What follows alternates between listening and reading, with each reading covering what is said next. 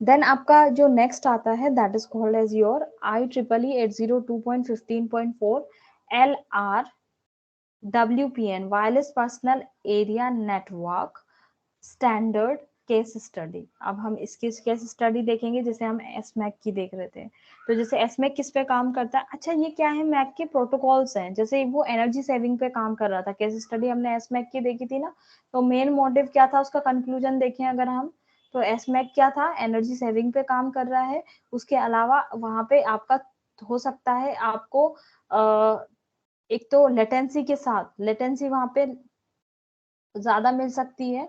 ऐसी इसलिए हमें जहाँ एनर्जी ज्यादा बचानी है उस एप्लीकेशन में इसको यूज कर सकते हैं। दूसरा फैक्टर क्या हो सकता है, एक तो हो गई लेटेंसी, देन दूसरी फेयरनेस जो है उसके साथ कॉम्प्रोमाइज करना पड़ेगा, है ना। तो अब जैसे फॉरेन वही वाली चीज हो गई ना, अगर आप सस्ती चीजें खरीद रहे हो तो आपको क्वालिटी के साथ कॉम्प्रोमाइज करना पड़ेगा, ठीक है। आप महंगी चीजें खरीद रहे हो तो आपको उसके साथ पैसों के साथ कॉम्प्रोमाइज करना पड़ेगा, है ना, वो वाली चीज हो गई। सो the IEEE 802.15.4 specification complements the IEEE 802 set of wireless standard। हमने काफी नाम सुना है इसका 15.4, ठीक है। So the main design objective of the IEEE 802.15.4 open standard is to support the wireless connectivity of a vast number of industrial, home and medical, यानी कि आप कह सकते हो ISM एप्लीकेशन, ठीक है, including automotive monitoring and control, home automation, ubiquitous and pervasive healthcare, gaming, and sensor-rich environments. Such application requires a small, low-cost, highly reliable technology that offers long battery life, measured in months or even a years। तो हम अब क्या चाहते हैं, हम चाहते हैं कि अब इस तरीके से हमें कुछ मिले जिसमें हमारा जो है उसे लॉन्ग बैटरी लाइफ वगैरह दें, उसकी लेटेंसी भी अच्छी हो। तो ये सारे फैक्टर्स जो हैं हम वो कंसिडर करना चाह रहे हैं, ठीक है। So let us see all this things.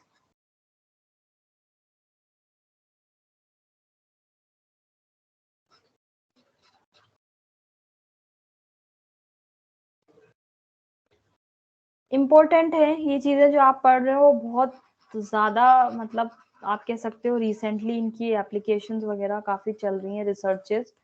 तो ये बहुत ही ज्यादा एक तरीके से जो है इम्पोर्टेंट पार्ट्स हैं जो हम डिस्कस कर रहे हैं, ठीक है। तो देखो आपका यहाँ पे हो गया कि हम चाह रहे हैं कि भाई रिलायबल भी हो, लो कॉस्ट भी हो, सब हो। सो एन ऑटोमेटिक और semi automatic installation, the IEEE 802.15.4 standard supports this requirement by trading off higher speed and performance for architectures that benefit from low power consumption and low cost, ठीक है। हम low power consumption की बात करेंगे और अब ज्यादा पैसा भी हमें इन्वेस्ट नहीं करना पड़े, वरना टेक्नोलॉजी ऐसी हो जाए कोई यूज ही नहीं कर पाए तो क्या मतलब है ऐसे एडवांसमेंट्स का, ठीक है। So the IEEE 802.15.4 standard has been adopted by the Zigbee alliance, ठीक है। जिग्बी अलायंसेस जो होते हैं आपके, ये किस पे काम करते हैं, आपने नाम सुना होगा जिग्बी का। बेसिकली नथिंग बट दी ये एनर्जी सेविंग वाला जो है वो प्रोटोकॉल होता है जिग्बी, है ना। So Zigbee Alliance for Wireless Personal Area Network Technology. The alliance is an association of hundreds of members from around the world. तो Zigbee एक alliance बन गया भाई, उन्होंने अपना कुछ डिफाइन कर दिया। अच्छा, Zigbee जो होती है इसकी रेंज होती है कुछ हंड्रेड्स ऑफ मीटर तक काम करता है, ये भी अपना एक प्रोटोकॉल हो जाता है, ठीक है। Working together to enable the reliable and cost-effective networking and wireless devices for monitoring and control based open on an open global standard. देखो आपने एक बार कहीं सुना होगा Zigbee smart energy for the green homes and all, है ना। तो basically क्या कर रहा है ये, एनवायरमेंट पे कम हार्मफुल इफेक्ट डालकर, मतलब ज्यादा हार्मफुल इफेक्ट भी नहीं डालता, क्यों नहीं डालता, एक तरीके से कह सकते हैं कि एनर्जी सेविंग का काम कर रहा है। अगर एनर्जी सेव करेगा तो हमें फिर दूसरे प्लांट्स वगैरह नहीं लगाना पड़ेंगे, और मतलब एनवायरमेंट को भी जिससे फायदा मिल रहा है ना, तो वो वाली चीज हो जाएगी। So the reference model depicted in figure 15.12a। तो यहाँ पे आपका ये दे रखा है IEEE 802.15.4 and Zigbee reference models. So as you can see here, देखो आपका यहाँ पे ए वाला पार्ट है, तो ए वाले पार्ट में यहाँ पे दिया है कि जिग्बी अलायंस प्लेटफॉर्म क्या दिया हुआ है, देखो 15.4 जो है वो यहाँ दिया है। जैसे फिजिकल लेयर है, तो फिजिकल लेयर में आपका 868 915 मेगाहर्ट्ज, ये यूरोप वगैरह में यूज करते हैं ये बैंड्स को। 2.4 गीगाहर्ट्ज हम अवेयर हैं इससे, है ना, ब्लूटूथ एप्लीकेशन के लिए, वाईफाई एप्लीकेशन के लिए, है ना। ये भी किस स्टैंडर्ड में आ रहे हैं आपके, IEEE 802.15.4। उसके अलावा आपका यहाँ ये कहाँ तक जा रहा है, मैक तक जा रहा है ना, तो इसी के लिए पढ़ रहे हैं। अच्छा, जिग्बी अलायंस को देखो यहाँ पे यहाँ तक दिया हुआ है। ऑलराइट, एप्लीकेशन फ्रेमवर्क या नेटवर्क एंड सिक्योरिटी तक भी काम करता है ये। तो shows various layers of the Zigbee wireless technology architecture, the relationship of the IEEE 802.15 standard to the Zigbee Alliance MAC layer protocol model. These layer facilitates the feature that makes Zigbee very attractive, low cost, very low power consumption, reliable data transfer and easy implementation. देखो कितनी सारी हमें benefits यहाँ पे मिल रहे हैं। So using the IEEE 802.15.4 specifications को ही हम use करें, the alliance is focused on the design issues related to the network security and application layers. It also provides specification for interoperability and testing. Figure 15.12b shows the Zigbee stack reference model and lists the basic functionality at each layer.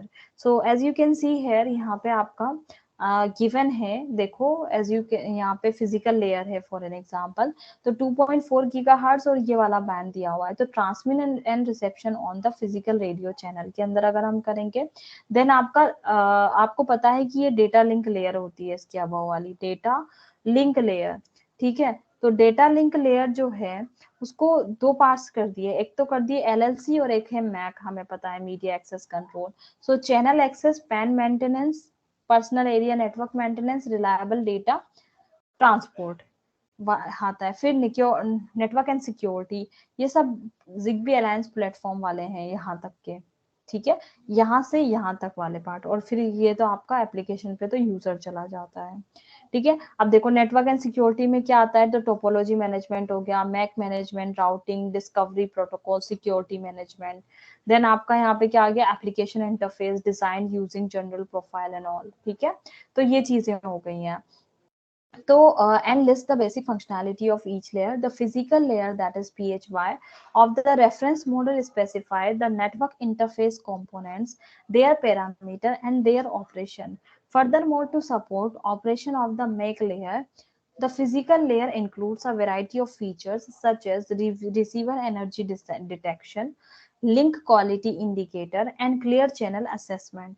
तो अब यहाँ पे क्या हो रहा है कि अगर आपको मैक लेयर के जो ऑपरेशन को सपोर्ट करना है, फिजिकल लेयर क्या क्या इंक्लूड कर रहा है, वेराइटी ऑफ फीचर्स कौन कौन से हैं, जैसे कि रिसीवर एनर्जी डिटेक्शन हो गया, लिंक क्वालिटी इंडिकेटर हो गया एंड क्लियर चैनल असेसमेंट्स हो गए, ठीक है।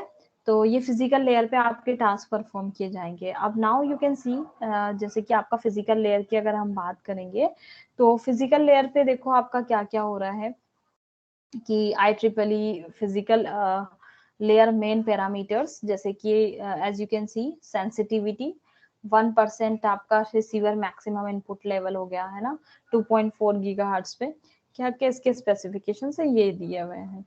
तो अब आपका यहाँ पे क्या था, दैट इज लिंक असेसमेंट।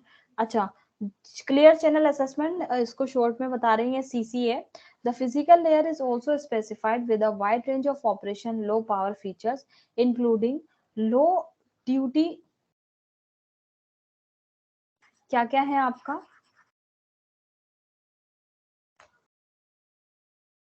अच्छा अब हम IEEE वाला जो स्टैंडर्ड है वो उसको डिस्कस कर रहे हैं।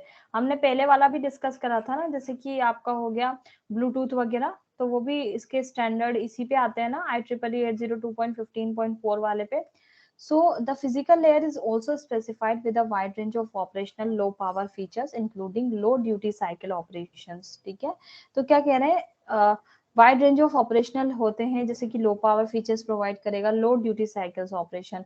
तो इसका मतलब इफिशियंसी क्या हो जाएगी आपकी, हाई हो जाएगी अगर लो ड्यूटी साइकिल है, क्योंकि ऑन पीरियड कम होगा, strict power management and low transmission overhead, ठीक है, तो ये इस तरीके से भी ट्रांसमिशन कराएगा कि आपके ओवरहेड कम होंगे।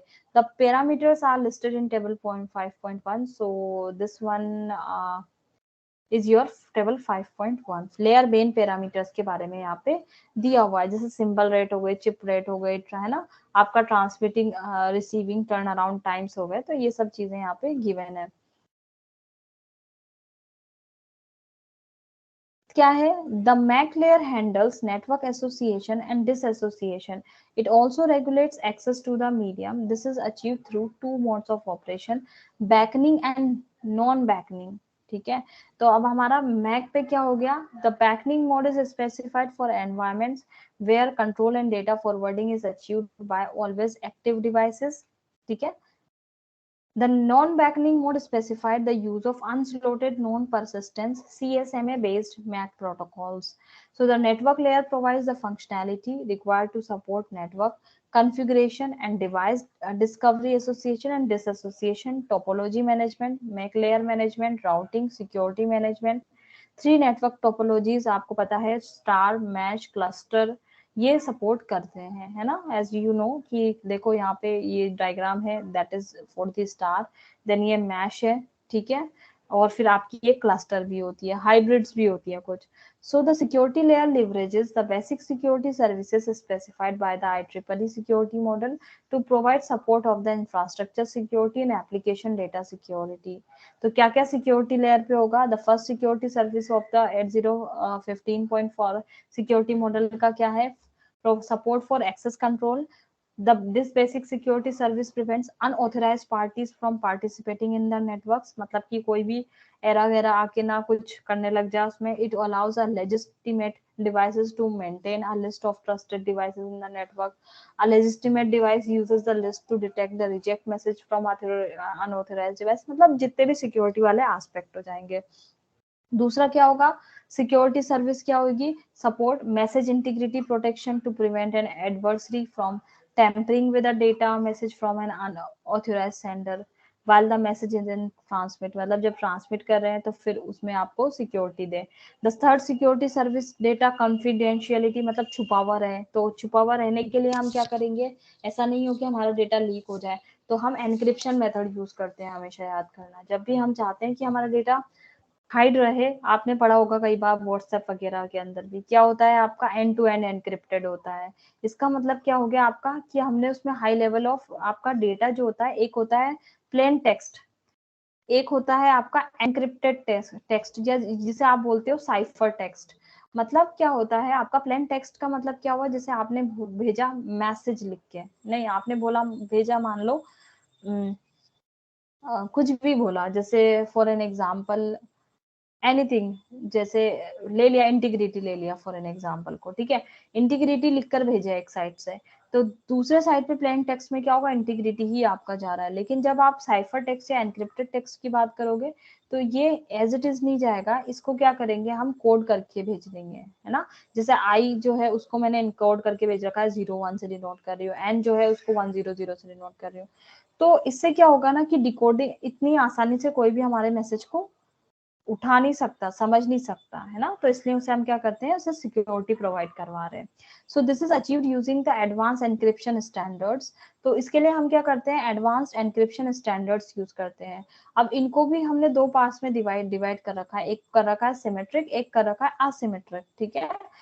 तो आप क्रिप्टोग्राफिक के एल्गोरिथम यूज करोगे. The encryption schemes uses 128 bit की टू एनक्रिप्ट मैसेजेस, यानी कि आपकी जो की होगी वो इतनी लंबी होगी 128 बिट को. अब देखो जितनी ज्यादा लंबी की होगी ना, उतना ही ज्यादा आपका क्या होगा, मैसेज सिक्योर रहेगा. जैसे फॉर एन एग्जांपल, अगर आपने देखा होगा कई जगहों पे आपका जो पासवर्ड होता है वो 4 बिट का होता है, मतलब 4 डिजिट का होता है, और कई जगह पे होता है 6 डिजिट का. तो 6 डिजिट वाले पासवर्ड को डिकोड करना मुश्किल होता है. 4 को तो आपका कॉम्बिनेशन कितने होगा, 2 टू द पावर 2 यानी कि 4, और यहाँ पे 2 to the power 4 sorry is equal to 16. यहाँ पे कितने होगा, 2 to the power 6 is equal to कितने हुआ है, 64. तो आप 64 कॉम्बिनेशन बनाने के बाद कहीं कुछ आइडिया लगा पाओगे, यहाँ पे 16 कॉम्बिनेशन में ही पता लग जाएगा. तो ये कितनी की होती है, 128 बिट की होती है.